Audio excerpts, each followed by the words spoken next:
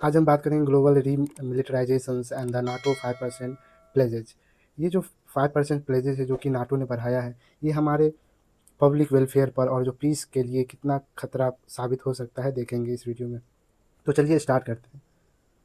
जो नाटो है historically 5% GDP defence target means जो नाटो ने डिसाइड किया है कि 2035 तक हमारा जो जीडीपी टारगेट है डिफेंस सेक्टर में वो 5% तक बढ़ा देना है। सभी नाटो के जितने भी मेंबर हैं सभी 5% जीडीपी अपना क्या करेंगे, इसमें डोनेट करेंगे।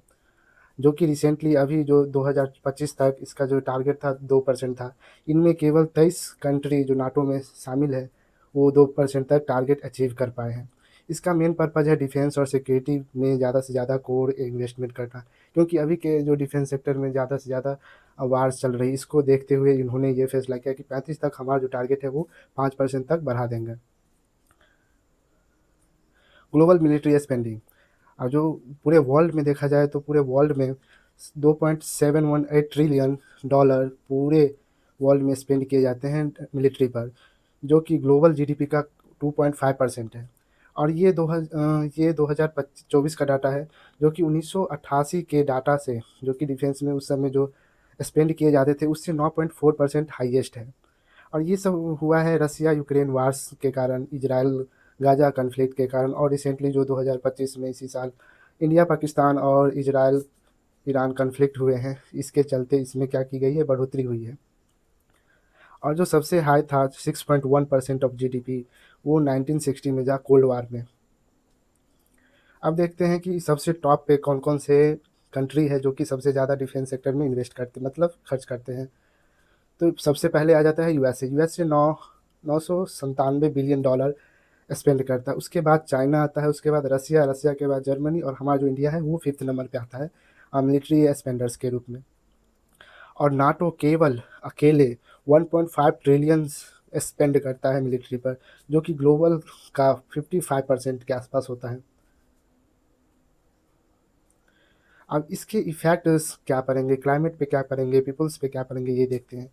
तो जो एसडीजी कॉस्ट तय की गई है तो वो है पॉवर्टी रिडक्शन के लिए 70 बिलियन पर ईयर, और जो एब्सोल्यूट पॉवर्टी रिडक्शन के लिए 325 बिलियन पर ईयर, ये कॉस्ट तय किया गया है। लेकिन इसमें जो कॉस्ट है वो क्या होता है, तो मिलिट्री एक्सपेंडिचर में डाइवर्ट हो जाते हैं, जिसके कारण ये पॉवर्टी के लिए और जो पॉवर्टी एक्सट्रीम पॉवर्टी उसको ख़त्म करने के लिए, सस्टेनेबल डेवलपमेंट गोल को अचीव करने के लिए पीछे रह जाते हैं।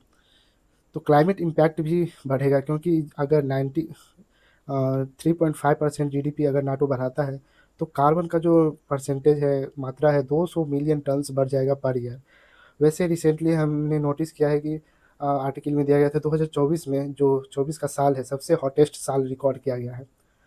एक बात तो है कि डिफेंस सेक्टर को ज़्यादा प्रायोरिटी दी जाती है हेल्थ, एजुकेशन और इन्वायरमेंट के कंपैरिजन में, जो कि केवल वार को ही प्रमोट करेगा, ना कि पीपल हेल्थ, एजुकेशन, इन्वायरमेंट को कुछ देखा ही नहीं जाता, इसको नज़र ही नहीं दिया जाता। उसके बाद है, अगर इंडियन सिनेरियो में हम देखें तो डिफेंस के सेक्टर में इंडिया 6.80 लाख करोड़ खर्च करता है, जो कि इंडिया के टोटल जीडीपी का 2.3% होता है। और वहीं हेल्थ में केवल 1.84% ही खर्च करते हैं। लेकिन अभी रिसेंटली जो इमरजेंसी परचेज हुआ पोस्ट सिंदूर के बाद, वो 50,000 करोड़ का हुआ है। और वहीं नेशनल हेल्थ पॉलिसी का टारगेट था 2.5%, जो कि अचीव नहीं कर पाए हैं। इससे जो वार है और इससे जो खर्चे कर रहे डिफेंस सेक्टर में ज़्यादा से ज़्यादा, तो ये क्या कर सकती है, तो पब्लिक सेंटिमेंट और सपोर्ट मिलिटराइजेशन कर सकती है। मतलब पब्लिक की ऐसे भावना हो सकती है कि हाँ, मिलिटराइजेशन को सपोर्ट करता है। लेकिन इंडिया रिस्क ले रहा है अपने हेल्थ सेक्टर से, जो कि केवल डिफेंस सेक्टर में इन्वेस्ट करने का कोई फ़ायदा नहीं है। अगर इन्वेस्ट करना ही है तो दोनों सेक्टरों को साथ में देखा जाए। उसके बाद पीस वर्सेस मिलिटराइजेशंस है। अगर militarisations not just absence of war but erosion of welfare, मतलब ये वार का एब्सेंस नहीं है, ये वेलफेयर का भी इरोजन है, ख़त्म है।